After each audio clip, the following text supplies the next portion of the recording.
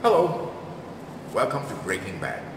Now today, or this morning rather, I've done something which I normally don't do on weekdays. That is to drive in rush hour traffic in PJ and Shah Alam. You know, just to experience what it's like. The experience that you poor slobs go through every working day of the week.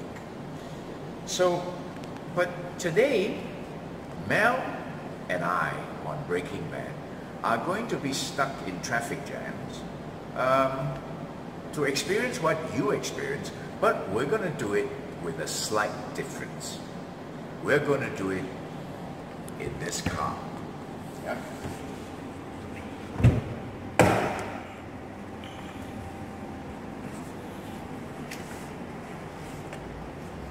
We're going to do it in a Lamborghini Urus, which is the latest Lamborghini SUV, the fastest SUV in the whole world.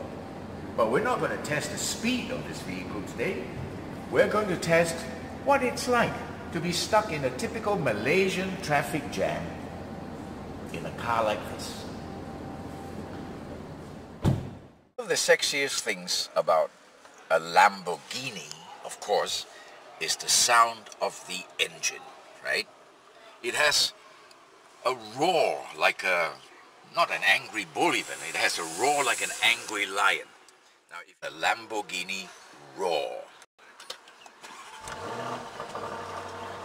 can you hear it? Now, if you, like many other people, have ever asked the question, why do people buy a car like a Lamborghini in Malaysia? Can't drive anywhere also? Well, this is one of the reasons why people buy Lamborghinis. This sound. Yep.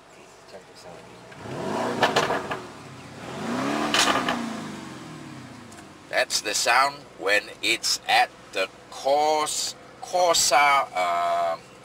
level. Corsa in Italian means track. Track. Like if you're going to drive it around a racetrack, this is the sound. And this word here, anima, means soul in Italian. So if you want the Lamborghini Urus to have a Corsa soul, that means a racing round the track kind of thing, this is the sound you get.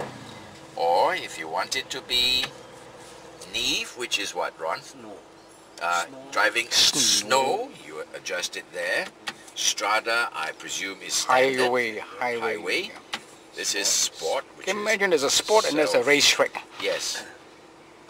Sport is not sporty enough. The racetrack mode. Okay. You actually have sand and mud mode as well. But what is so incredible about my first experience in the cockpit of a Lamborghini Urus is this button here. Take a quick glance. At a quick glance, you think this means, this reads eco, right? Like so many cars, you can put in eco mode. So it turns off the aircon when you're stopped at a traffic light. It lowers the engine revolution when you're driving slow. But look again. The word is not eco. The word is ego. And it feels totally relevant in a car like a Lamborghini Urus, right? Ego. Why do you buy this car? Ego has a lot to do with it. And in this car, the ego button allows you to select the kind of drive you want. Yeah? You can either have a smooth drive, a sporty drive, or an ultra smooth drive. Yeah? There should be, actually, I'm told, if you pay enough money, there is a mode that you can select called asshole drive. Right, Mel? Yeah. Asshole, or what is the other one? Bastard. Oh, bastard. Yeah.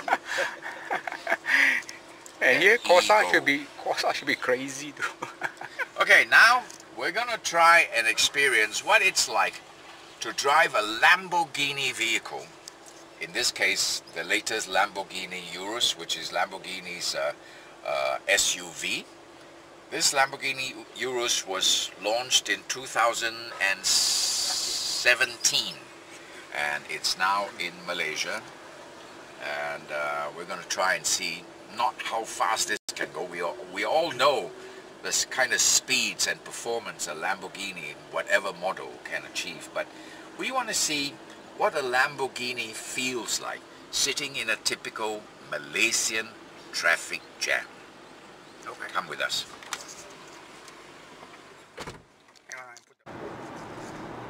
I'm sure, like me, you have looked at cars like this Lamborghini on the KL and PJ roads and wondered to yourself, what does it feel like to drive one of those cars but get stuck in a typical Malaysian traffic jam?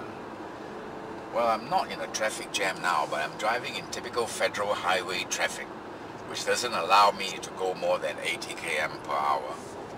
And what's it like driving a Lamborghini under these conditions? It feels very normal.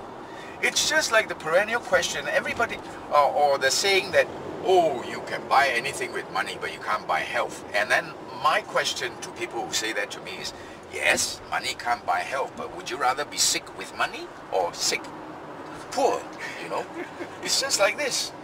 Would you rather be stuck in a traffic jam in a 30,000 ringgit vehicle, or stuck in a traffic jam sitting in one of these? Beautiful air suspension, air conditioning, very, very quiet insulation. And traffic jams are unavoidable part of your life in the city, right? Yeah, and like Mel says, traffic jams is an unavoidable part of Malaysian driving life, so I would rather be stuck in a traffic jam in Lamborghini Urus any day, man. and it's so comfortable. Yeah. And the beautiful thing about this SUV is you don't feel the confinement, the lack of space in the coupe. Very generous space. I haven't sat at the back yet, which I will do.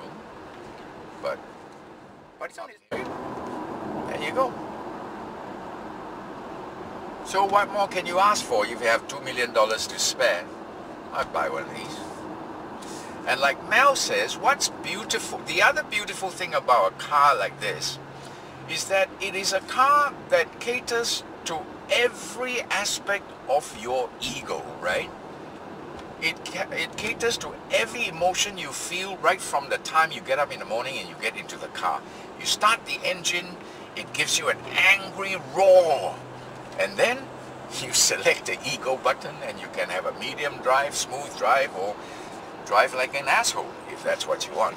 You know, it's all there. It caters to every mood that you could possibly feel during the day. And that is why people with money buy these kind of cars. Not necessarily to drive around the racing track, or, you know, to test out the technical engineering of a vehicle like this, but just to have it, just to experience the smooth ride, the drive, and just to know that if I want speed, I can have it.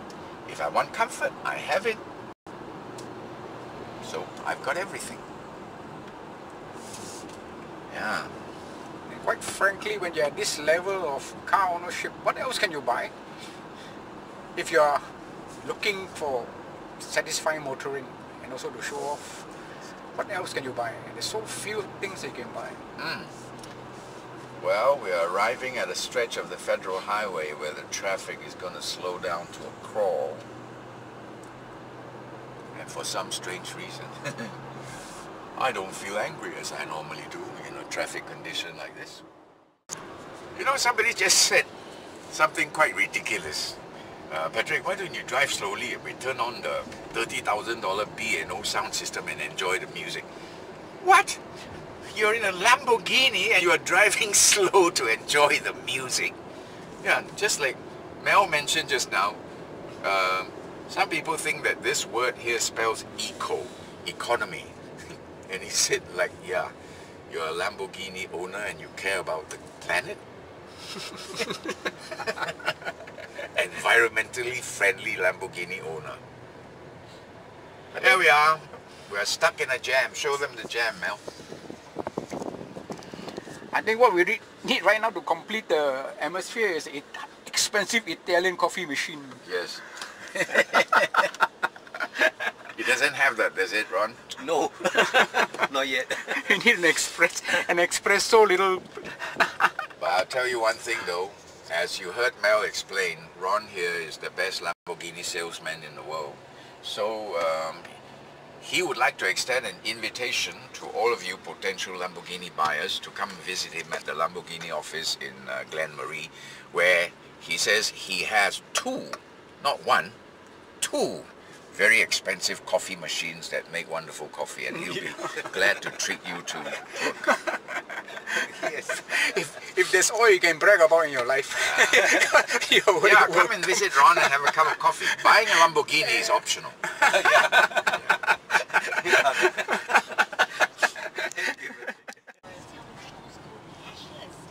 If you're a Lamborghini owner and watching this video, you'd be very angry. You'd be crying. You'd be crying. Or, Because a Lamborghini is never meant to be driven at these speeds.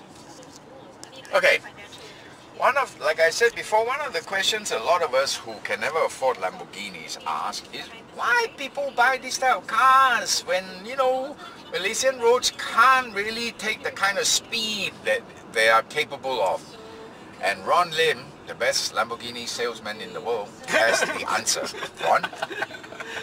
Okay, you buy a Lamborghini, it has got a lot of power.